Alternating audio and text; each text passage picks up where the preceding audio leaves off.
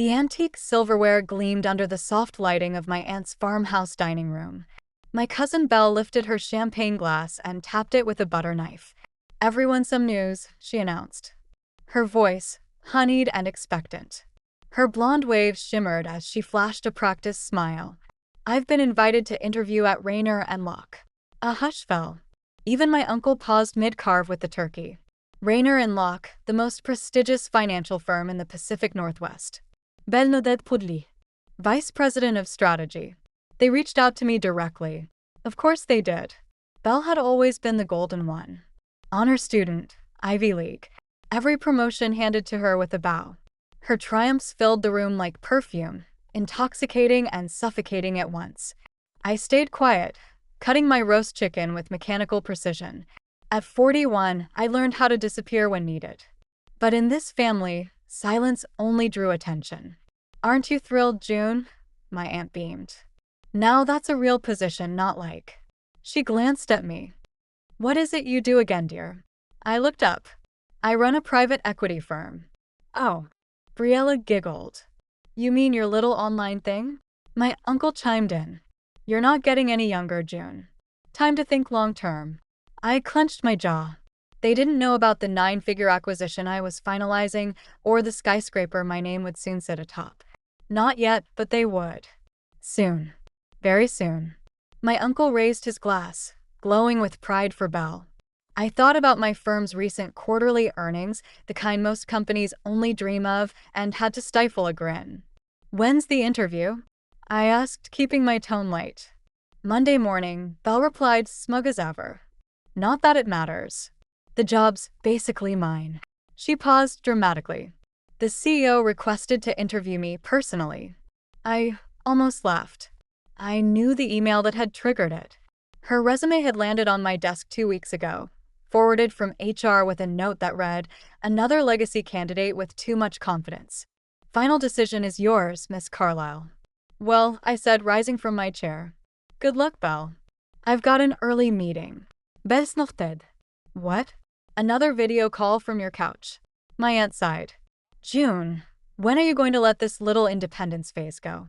Your uncle could have placed you at Rayner years ago." I thought of the polished plaque on my corner office door, "June Carlyle, CEO, Rayner and Law Capital." "You're right," I said, calmly gathering my things. "Maybe it is time for a change." They thought I was surrendering. They had no idea. On the drive back to my townhome in Queen and something else they assumed I was renting, I let myself think back. It started 13 years ago, just after I finished my MBA. Belle had always been the one to watch while I quietly studied, quietly built. They mocked my consulting firm, ignored my wins, never noticed the small companies I revived, or how I used shell corporations to take over Rayner and Locke when its founder stepped down 5 years ago. They never cared enough to track business news. Tomorrow morning, Belle would walk into my boardroom and call me ma'am. Too busy celebrating Belle's every safe, calculated move, my family never noticed that their directionless daughter had quietly become one of the most powerful women in finance. As I pulled into the underground garage of my Queen and townhome, my phone buzzed, a text from Belle. "You should stop by Rayner sometime. I'll show you around once they hire me. It's a real firm. You'll be amazed." I laughed softly, gazing up at the lights of my firm's headquarters from my driveway. My corner office with its 180-degree city view was the one she'd raved about in her cover letter. Tomorrow was going to be illuminating. Upstairs, I poured tea and pulled out her resume again. It looked solid. Good schools, consistent promotions, glowing references. But I'd done the digging. The real story was in the footnotes.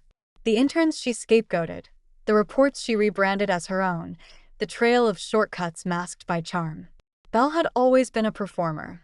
Tomorrow she'd learn that I read scripts and write them too. Another buzz, this time from my aunt. "Sweetheart, I hope you don't feel bad. Belle's just had more structure. Let us help you find something stable." I let the message sit unread. In my home office, I scanned the headlines lining the wall. Forbes, Bloomberg, Fast Company. The quiet queen of capital, June Carlyle, reshapes the future of finance. They never asked why I changed my last name or how I bought out their beloved firm without a whisper. I sent one final email before bed. Please schedule Miss Belle Langston's interview for 9 a.m. sharp. My office. Let her wait 30 minutes before being called in. A small theatrical touch earned. Tomorrow, my family would finally see who I became when they stopped watching. If you've ever been underestimated by the ones who should have known you best, subscribe to the channel and stay with me because what happens when Belle walks into my office next is something you won't want to miss. Through the glass walls of my office, the city's skyline shimmered beneath a soft spring haze. My navy blazer was perfectly tailored, my heels echoing with quiet authority across the polished concrete as I stepped out of the elevator. "Good morning, Miss Carlyle." My executive assistant, Priya, greeted me with a faint, knowing smile. "Your 9 o'clock arrived early." "How early?" I asked, checking the time on my watch. 8:45 a.m. She's been in the lobby for 20 minutes. Claimed she was personally requested by the CEO. I set my leather briefcase on the desk and slipped out of my coat. Let her wait another 10. "How's she doing?" Priya chuckled. "She's demanded oat milk lattes, name-dropped half the executive board, and told the front desk you were her confused cousin who still thinks consulting is a career." I grinned. "Has she noticed the magazine covers yet?" "She hasn't looked up once," Priya said. "Too busy performing." Classic Belle, so focused on branding herself, she never noticed whose brand actually runs the place. The press coverage lining the lobby wall, all featuring me, my face, my story, my quiet climb. She patted her resume too, Priya added, laying a folder on my desk. I ran a full audit. Fluffed numbers, inflated roles, and that marketing award she brags about? It was your team's. I nodded, unsurprised. Like that science fair project she won in '05, the one I built while she was doing choreography. Priya laughed. "Exactly. Send her up at 9 sharp, I said. And Priya, make sure security records the lobby feed. I'd like to archive this for personal viewing." At precisely 9 a.m., my desk phone buzzed. "Miss Langston is here for her interview. Send her in." The door opened. Belle strutted in confidently until she saw me behind the CEO's desk. The color drained from her face. "June," she gasped. "What? What are you doing here?" I smiled. "Good morning, Belle. Please have a seat. We have a lot to discuss about your application." "But I'm supposed to meet the CEO," she stammered, voice cracking. I gently turned my nameplate toward her. "This would be me, June Carlyle," I said, folding my hands on the desk. "Though I'm not surprised you never made the connection. You never really noticed anything I did." Belle dropped into the chair across from me, her trademark composure unraveling. "This can't be real. You're just a consultant. You work from your apartment." "Actually," I replied, leaning back with quiet satisfaction, "I own this building and 4 more like it." I slid her resume across the desk. "Rayner and Locke has been my company for the last 5 years. Now, let's talk about your application. I have a few questions." Her voice cracked. "You can't be the CEO. You're nobody." I didn't flinch. "That's what you all thought, isn't it?" Poor June. Always the afterthought, the backup plan, the girl with a freelance phase. I watched her squirm. "Tell me, Belle, did you ever once ask what kind of consulting I did, what companies I worked with, or were you too busy listing your own average accomplishments at every dinner table?" She lowered her eyes. "No." I nodded. "None of you did. You were all too busy dismissing me to recognize what I was building." I opened her file. "Now, about this claim, doubling your department's revenue single-handedly." "That's accurate," she said too quickly. But her eyes betrayed her. "Interesting," I replied, pulling out a printed report. "Because your company's annual growth last year was 30%, and the credit, according to your peers, goes to a junior team you initially vetoed." Her face went crimson. "You've been investigating me." "I investigate all senior executive candidates. We hold high standards here." My phone buzzed. Priya's voice came over the speaker. "Miss Carlyle, your aunt and uncle are in the lobby. They're demanding to see you." Of course they were. "Send them up," I said with a calm smile. "Looks like we're due for a proper family meeting." Belle shifted in her seat. "June, look about last night." "About everything I said," Belle began, her voice thin. "Save it," I cut her off, calm but sharp. "I'm not interested in apologies born out of panic. You spent years mocking me, brushing off everything I worked for. Now you'll sit and learn exactly who your underachieving cousin really is. The office door burst open. My aunt and uncle stormed in, expressions twisted in a cocktail of confusion and offense. June, my aunt gasped. What is going on here? What are you doing in the CEO's office? Good morning, I said coolly, not rising. I was just reviewing Belle's application. You're welcome to join. We were discussing qualifications, specifically honesty and results. My uncle's voice sharpened. Enough of this ridiculous charade. You're humiliating your cousin. I stood slowly, letting the weight of my presence quiet the room. No, Uncle David. For once, you'll listen. I pressed a button on my desk. The frosted glass behind me flickered into a panoramic display. Charts, headlines, acquisition records, financial growth under my leadership. Welcome to Rayner and Locke, I said, the firm you brag about at dinner parties, the one Belle applied to, desperate to climb inside. The company reshaped by the woman you all dismissed. They stared, stunned at the numbers, the headlines. Fortune, Bloomberg, Forbes, my name on every one. This can't be, my aunt whispered, sinking slowly into the leather armchair. This is all yours. Every line, I said, walking around the desk. The consulting firm you mocked? Just the foundation. While Belle was bragging about quarterly reports she barely wrote, I was transforming failing companies. My uncle finally spoke. Why didn't you tell us? I smiled, but it didn't reach my eyes. I did. You just never listened. Belle's voice cracked. June, if we'd known. Exactly, I cut her off. You only care now because of what I've built, not who I am. This isn't about pride. It's about power. And now that I have it, suddenly I matter. I pressed another button on the desk. The screen behind me shifted again. Security footage from last night's dinner. Belle's voice rang out, clear and smug. She can't even get a real job. Stop, Belle whispered, her face burning. We get it. Do you? I turned to her, sharp now. Because I've been watching you stitch your career together from half-truths and stolen credit. I've spoken with your former managers, your so-called mentors. I know how you got where you are. My aunt stood, adjusting her silk scarf nervously. June, surely we can find a solution. We're family after all. I picked up Belle's resume. Family?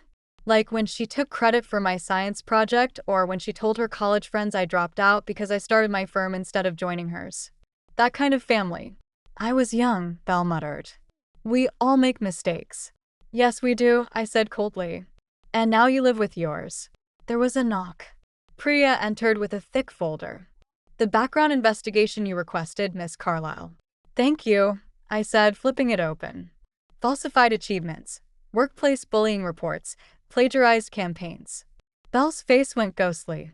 Those were never proven because your father paid to bury them, I finished. But I don't bury misconduct. Rayner and Locke runs on integrity. My uncle stepped forward, tone suddenly businesslike. June, let's talk about this privately. No need for drama. You lost that privilege, I replied calmly, when you let her mock me, when you offered to help me find a real job, when you showed me again that nothing I did would ever be enough. I pressed another button. The office door opened. Harold Bennett, my general counsel, stepped in. Harold, I said smoothly, please inform my family about the consequences of submitting fraudulent information on an executive application. Harold adjusted his glasses.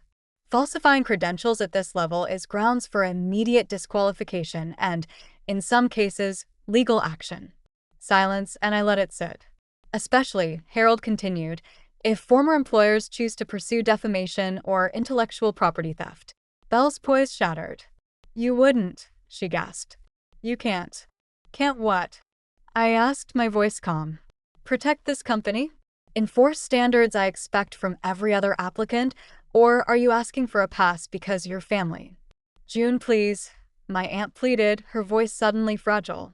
Think about the damage this could do to our reputation. I tilted my head. You mean like the damage you all did to mine with years of smug comments and dismissive remarks? I shook my head slowly. Belle's application is rejected, effective immediately. And I'll be forwarding our findings to her current employer. They deserve to know who's representing their brand. Belle burst into tears. But they weren't her usual manipulative cries. These were different. Raw, real, the sound of consequences finally catching up. I turned to my aunt and uncle. You should think carefully about how you've treated your daughters. One you praised endlessly despite deception. The other you dismissed despite her honesty and success. My uncle's jaw tightened. You're enjoying this. Humiliating your family. No, I replied. I'm doing what you should have done a long time ago, holding people accountable.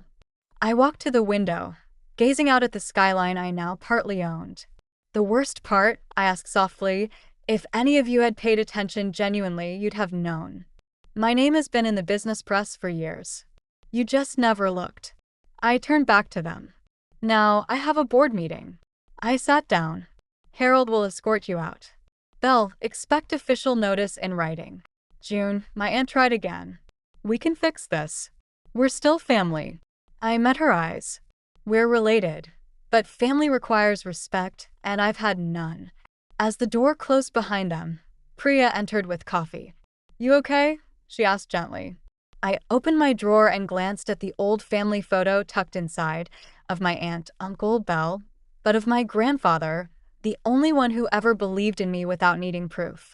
You know what, Priya? I said, exhaling deeply. Yeah, I really am okay. Over the next few months, everything shifted. Belle's employer launched a quiet but thorough investigation into her past work. The result? A resignation that wasn't exactly voluntary. My aunt and uncle stopped showing up in the society pages. Their polished reputation faded, dulled by the uncomfortable truth that they had dismissed the daughter who built an empire while praising the one who borrowed legacies. I stayed focused, grew Rayner and Locke, led new acquisitions, mentored startups. The story eventually got out. The anonymous CEO who built an empire under the radar while her own family called her a failure. It sparked headlines, podcasts, conference invites. 6 months later, I received a letter from Belle. Not an email, a real handwritten apology. She'd taken an entry-level job, her first without family favors. She finally understood what real work looked like. My aunt's letter came months after. Humbled, hesitant, asking for the chance to know me, not the version they had imagined, but the woman I had become. I keep both letters in my desk beside my grandfather's photo, not out of sentiment, but as a reminder. Success isn't about proving others wrong. It's about proving yourself right. 1 year later, I was in my office reviewing quarterly growth reports when Priya walked in with the newest issue of Forbes. June Carlisle, The Power of Quiet Success. No mention of family drama. No headlines about betrayal. The story of what we'd built. The industry we were changing. Because real success doesn't shout. It simply endures.